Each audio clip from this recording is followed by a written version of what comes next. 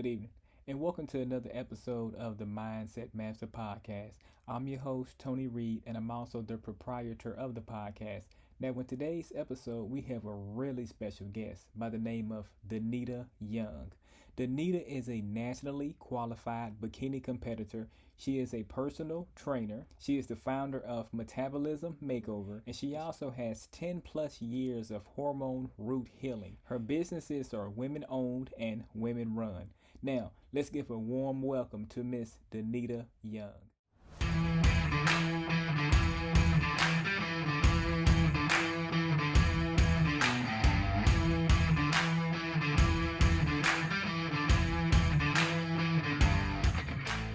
If you don't mind, Danita, like take us back to 10-year-old Danita. I know obviously it's a come up story, so I think there can be you have your typical surface, where am I from, right? I can just kind of tell you like my state and things like that, but also just when you hear somebody where they're actually from, right? That's what I'll add in here as well. I'm originally from Utah, so southern Utah is where I originate from. And as far as like 10-year-old Danita, I would say, I am a foster care child. So mom and dad split up, foster care unit, and then kind of getting lived with my grandma for the majority of my younger years, my developmental years.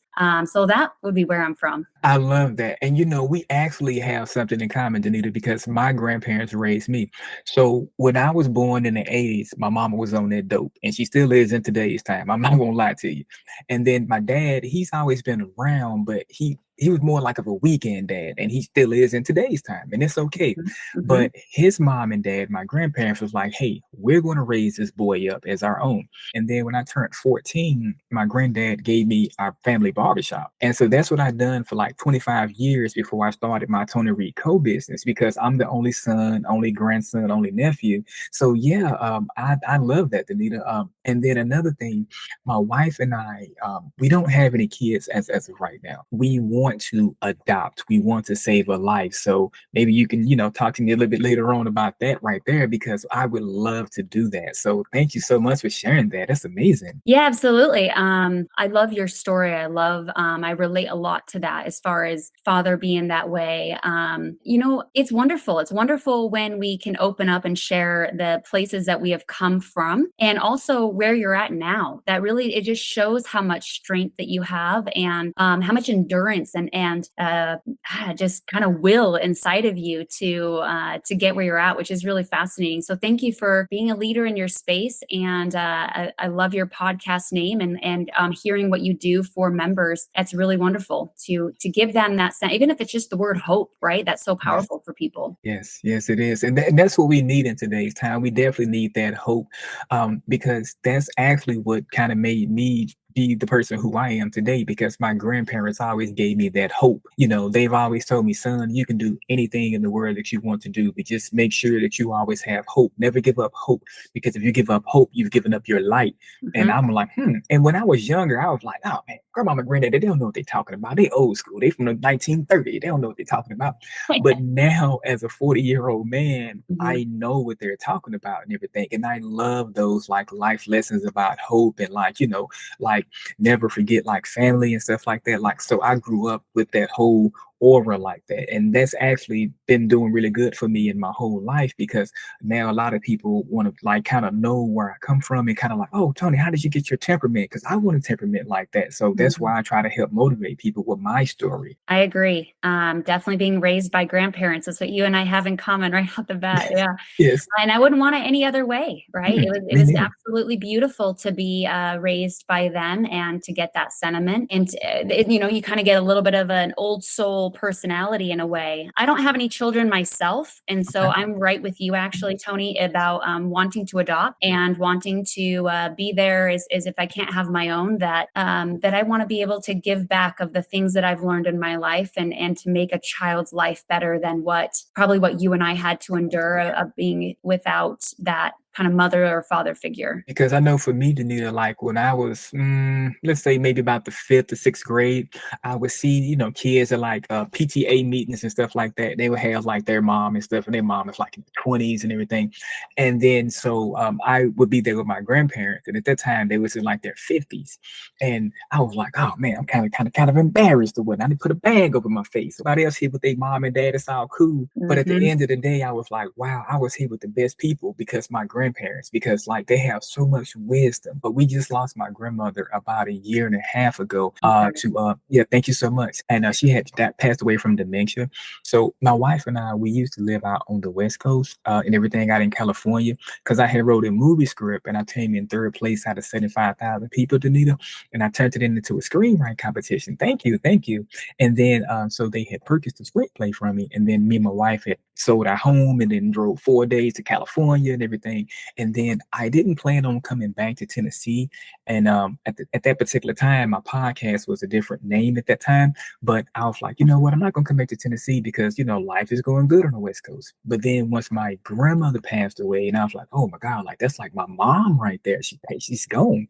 And so I'm like, you know what? Let's move back to Tennessee. So me and my wife, we bought a house back here in Tennessee and everything. And I was like, I need to change my podcast to the Mindset Master podcast because my grandmother was real adamant about making sure I have my mindset together because she always said, son, when you wake up, don't just wake up. I'm like, Mom, what you talking about? Don't just wake up.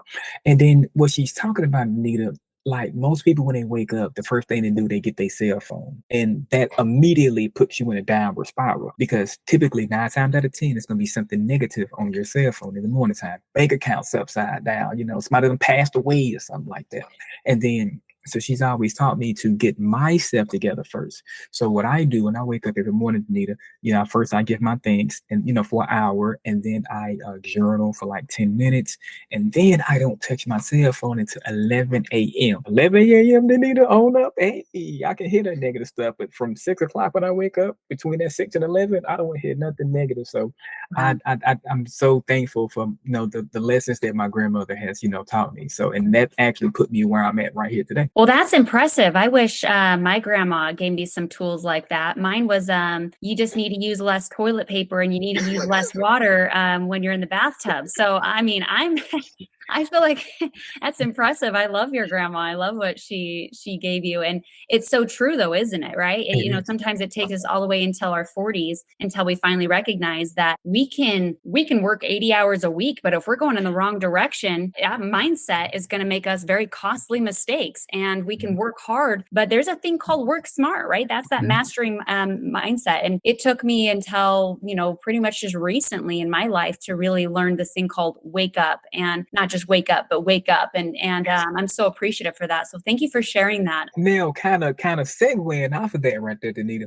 Now, how did you go from foster family to being a business owner? How did that transition happen, if you don't mind? Oh, well, there's a lot of years in between that, right? But Yes. absolutely, yeah. The journey of what that looks like is, I have come from a very religious background. And so part of the religion, the belief system that I came into was you can have a family forever if you're a good kid. And so the realization that I realized when I was taken by the state and in the foster care unit, I came up with a belief inside myself of, well, then I must not be a good kid. And so what did that spiral into was a lot of things that were starting from that belief system, we know that our beliefs, our thoughts control our our emotions, and our emotions are driving our actions, and our actions are creating outcomes. So then what ended up happening next is, I was losing a lot of friends in like 12 years old. A lot of my best friends were like, I don't want to be friends with you anymore. I was like, oh my gosh. So then it was that loss. So not only a loss of my family, but then loss of my best friends. And then after that, a divorce at 26 years of age, right? And then after a divorce at 26, then it led into losing a business, losing everything, losing finances, losing my own house, and becoming destitute and homeless. And, and at that point, you just kind of think like, I must be bad, right? Like you just get into this like perpetual things that's that cognitive bias, that's that RAS, that part of our brain that just kind of continues to confirm these belief systems that I got at 4 years old. And then what do? You live in this perpetual cycle of well, I guess success isn't me because I'm not a good kid, or I can't have a family because I'm not a good kid, you know? And so then you just keep living this perpetual of insanity, and until one day you hit rock bottom. And unfortunately, some people don't survive rock bottom. But I truly believe that rock bottom is a place where, you call it the ego or you call it these BS belief systems, eventually fade away when we actually recognize they aren't serving us. So what I realized was, by having the thought of I'm not good enough is the reason why I led down to all these other hardships in my life. And so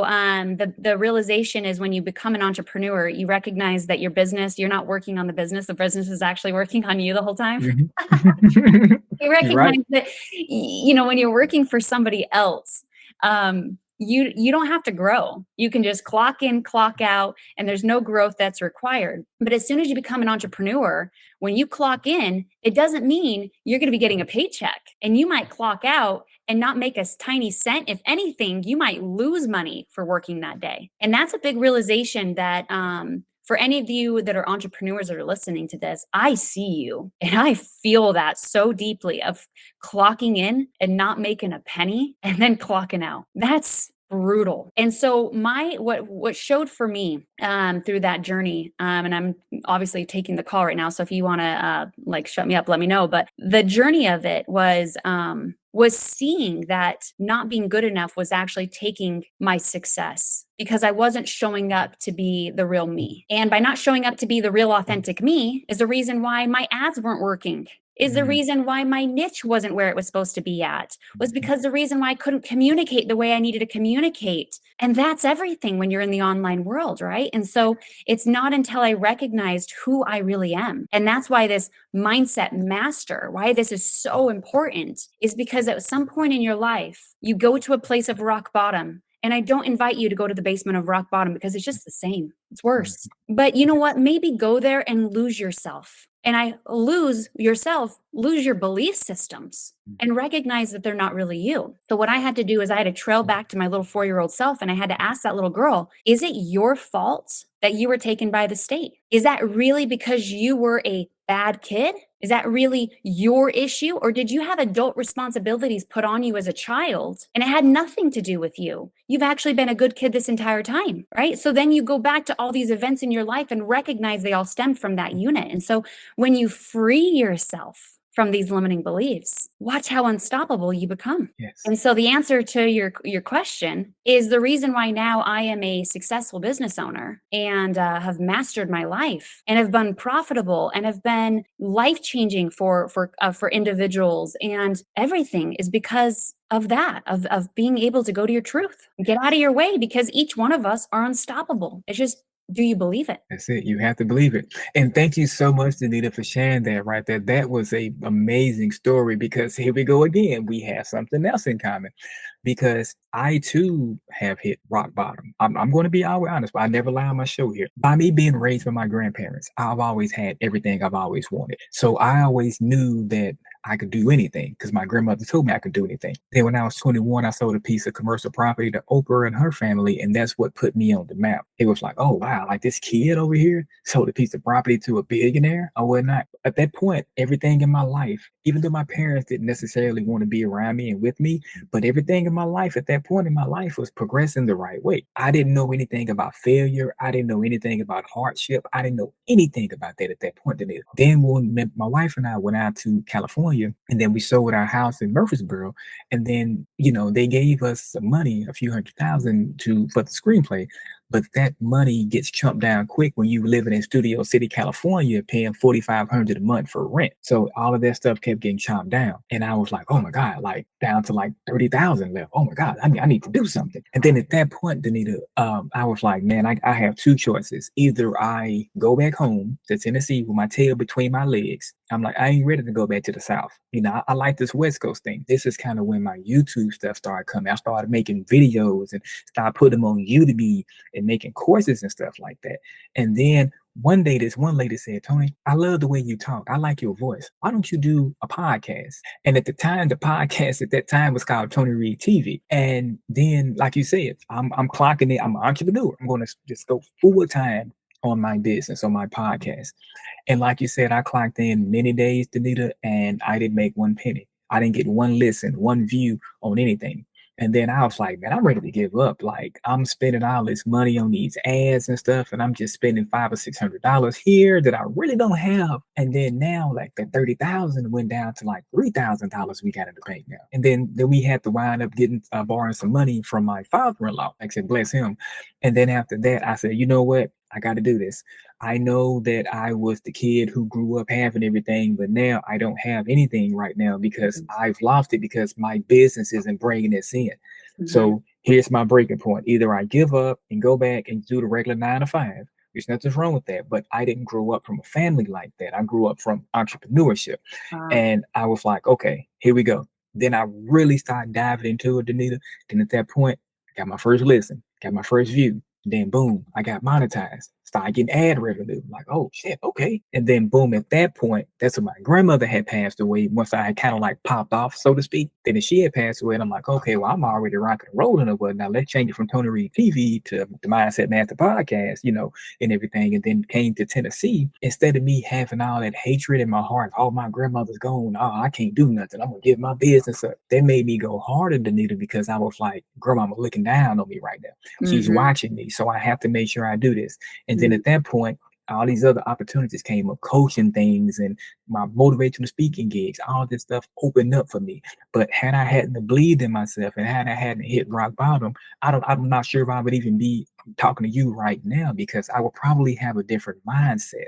And that's why mindset is very imperative. And even those that are listening, they probably can relate, right? And so Yes. we see each other in each other, and that's what's really beautiful is when we really do open up into our authentic self, we'll actually see that we are just living similar stories, but in just different timelines. Yes. We all are going to go through loss. We're all going to go through versions of rock bottom. We're all going to go through heartbreak, and so when you recognize that we go through these, but at just different times, you recognize there's a lot more oneness in each other. And that's something I really appreciate about you sharing your story too with me is being able to connect into that and recognize how relatable we all really are, right? I am a female white, and yet Mhm. you can be you. And it allows us to still see similarities. And I find that to be very beautiful because so much I think the world is in this like diverse or separation place. And instead, when we can bring commonality to it, it I don't know, it kind of brings like a cool foundation. And again, going back to that word hope, like it doesn't matter,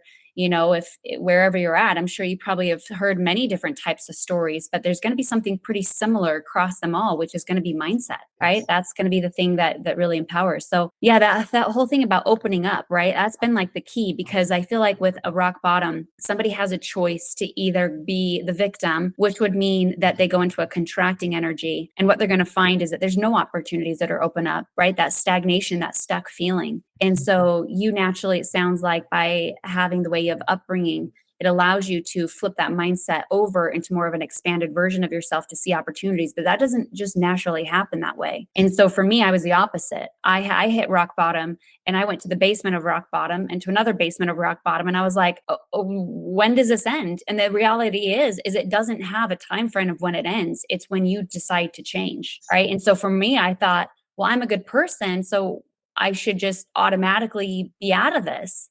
But when I realized that the world doesn't work that way, that you can't expect change externally without an internal change. And so for me, I didn't have opportunities open up. For me, I didn't have any money starting into this. For me, it was constantly putting my own penny into this. And when you put your own penny back into the machine and it's just depleting out, and then the belief of apparently I'm not good enough, my work that I'm doing isn't enough, right? You live in a world then where there's no opportunities, there's no possibilities, there's no solutions, and you feel that utter rock bottom stuckness. And if there's anybody that is in that place that's listening right now, my biggest advice for you, you have to flip the emotional aspect, the energy within inside of you, call it mindset or call it somatic, right? There's two ways that we can do this. Is as soon as you open up into a excited for the future, instead of an anxiousness for the future, instead of predicting our past onto our future, truly when you open up into realizing that we can't control tomorrow, We don't know what's going to happen in a week from now. We really don't know what success we can tap into in a month from now. And when you open yourself up into that type of expansion of one's thinking, that's where the opportunities start to come in. This is where the possibilities start opening and the doors that start to present themselves,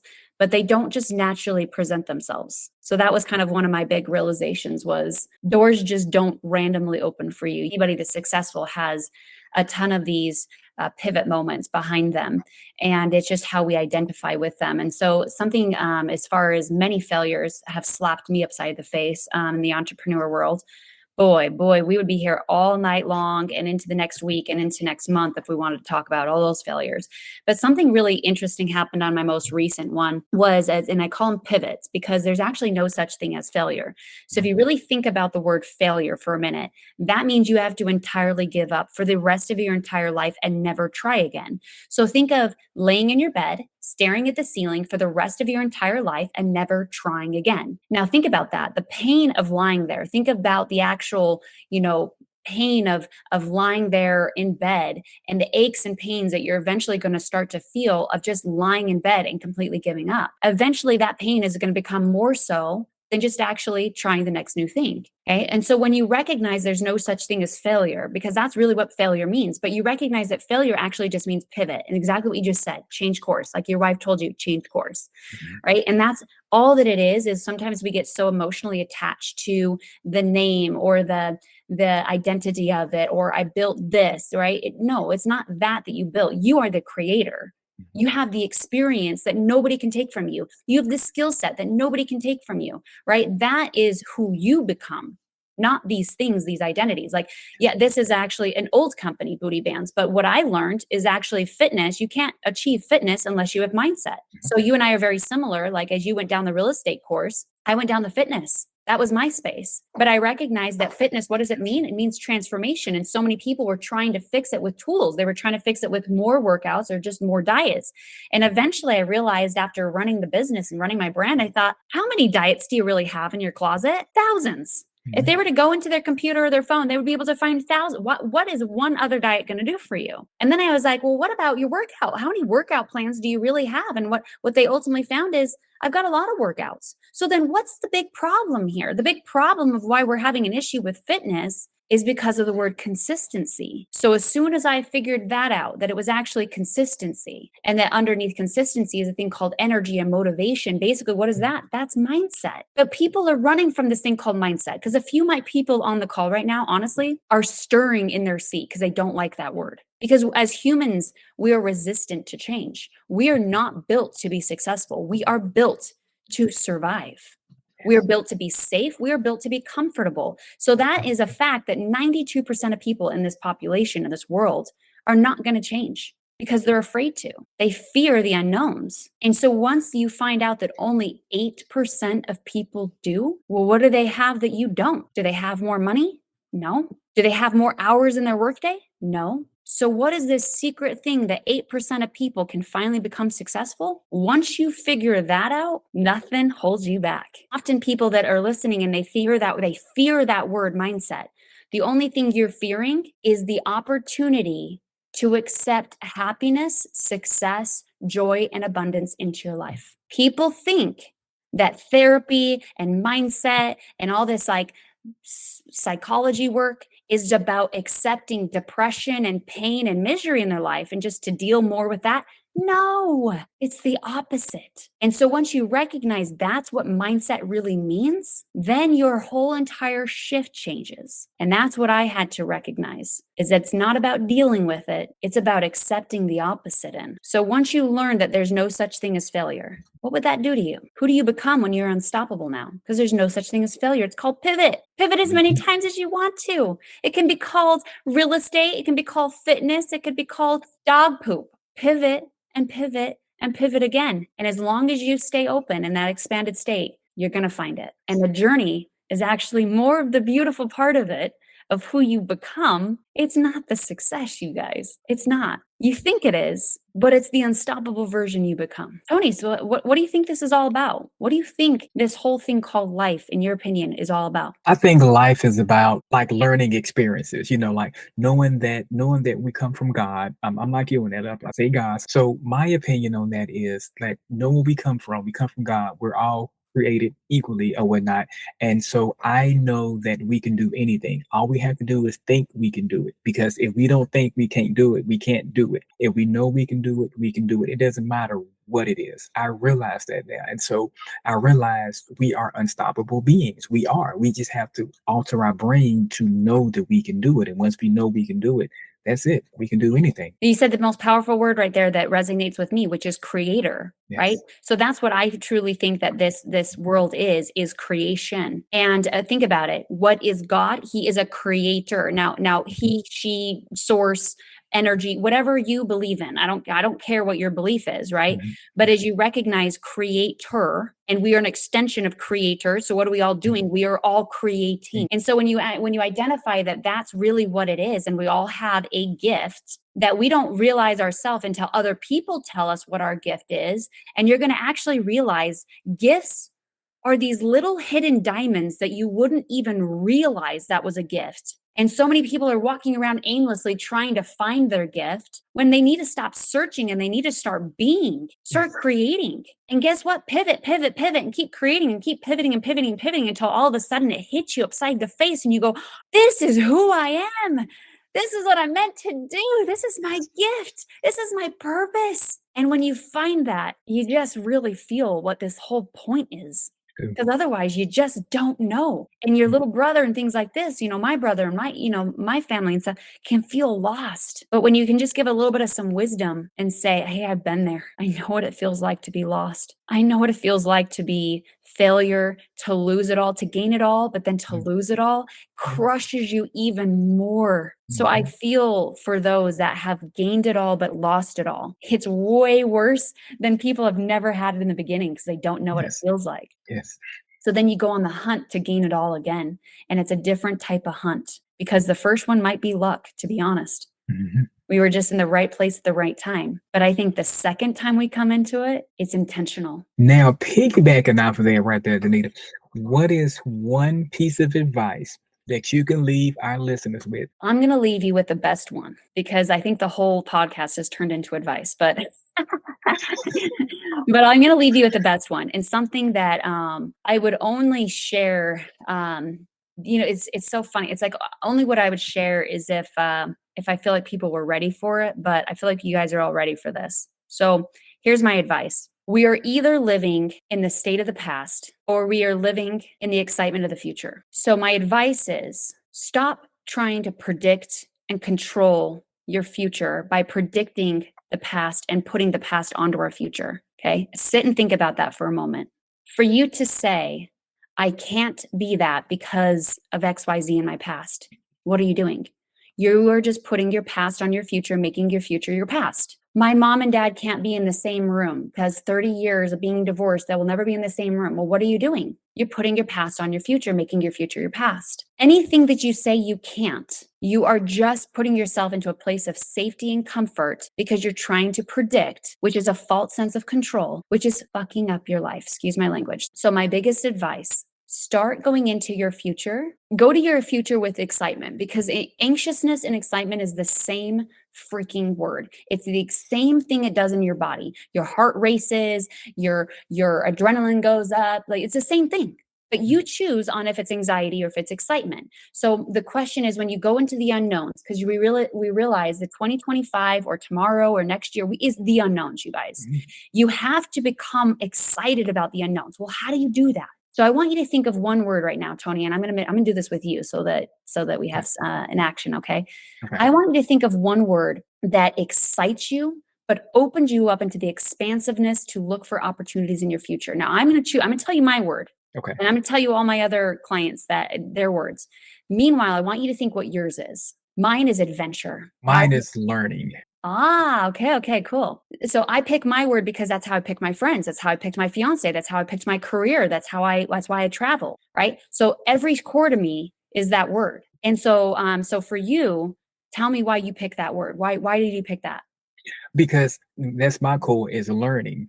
Because I feel like the more I learn in the right direction, not just meaninglessly learning, like learning with an intent, I feel like I can do even more things in life. I can help more families out. I can build wells over in Africa. I can do other things the more I learn. So, for example, like when I learned how to edit YouTube videos, that elevated me in my life. So I don't have to go pay nobody $10,000 to edit my videos.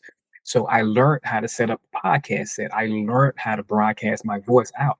So me, it's all about learning because I never used to like to learn, but now I love to learn, like meaningful learning. Yeah, I love that you said meaningful learning because yeah, there's the opposite, which is just learning to learn, which is just a bunch of words and information, which actually Yes. could be a distraction or an extreme, right? And so I love that it's more of an intentional learning. So that's wonderful. And so as you hear that word as listeners, I want you to pick a word for yourself, right? A word that puts you into a place of excitement for the future of unknowns. And so anytime that your brain and body want to predict the past onto your future, you go, nope, nope, nope. Learning or adventure or wild or journey or play, whatever you want to use, whatever word resonates with you, you pick your word and then you use that to control the present moment to allow you to go into this expansive place. That is the secret, a deep secret on how you can go into opening up the doors, the opportunities and the possibilities. And what's going to happen next, you guys? You're going to be a little scared with how many opportunities are going to start opening up for you. And that might pull you back into the want to go and predict the past, okay? But that's the next step is all of a sudden you might be overwhelmed with really all of the possibilities that are truly into that space of the unknowns. And thank you so much for that advice, Rita. That was very, very wonderful. And that about wraps it up for today's episode. Until next time, I'll catch you later.